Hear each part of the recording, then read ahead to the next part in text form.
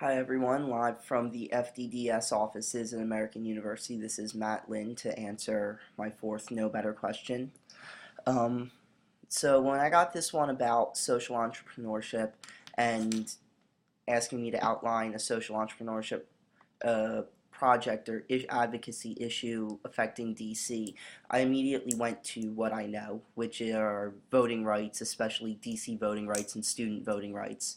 Anyone who knows me knows that I'm heavily involved in those projects. So I just kind of want to outline the issue and what's being done with the issue to illustrate to you how I see social entrepreneurship. So, as many people outside of DC don't know, DC, because it has the status of federal district instead of a state, doesn't have the same voting rights, legislative autonomy, or budget autonomy that any other local or state level government would have.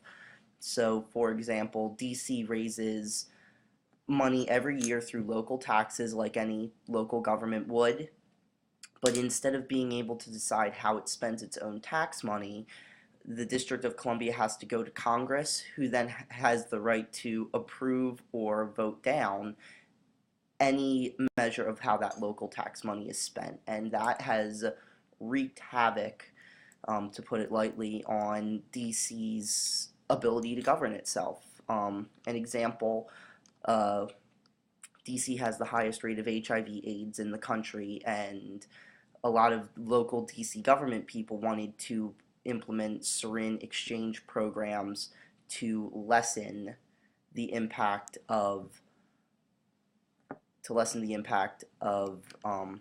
the spread of HIV/AIDS, but instead, members of Congress who don't live in DC, don't represent DC, said we don't support these programs in our own district, so how can we support it in DC? And as a result, the rate of HIV/AIDS skyrocketed when those programs were cut, and then subsequently when the infection rate went down in years when it was re-implemented. So that little story, I think, highlights how I see social entrepreneurship. I think that when aggregating social action, that's what you really have to do. You have to aggregate. So you have to reach out to groups who are working on similar issues, groups that are related to you. So voting rights groups in DC should be reaching out to students' rights groups nationally, because students' rights are being affected nationally through new state legislation.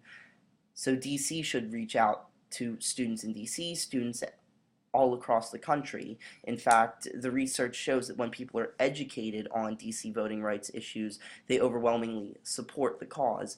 So having some sort of program that works on education and outreach to groups on any issue and bringing together everyone's individual interests is the best way to bring about social change. And I guess that's my short answer. I'm already over on my time, so thank you very much. Again, this is Lien, class of 2014 from the Frederick Douglass Distinguished Scholars Offices at American University. Thank you.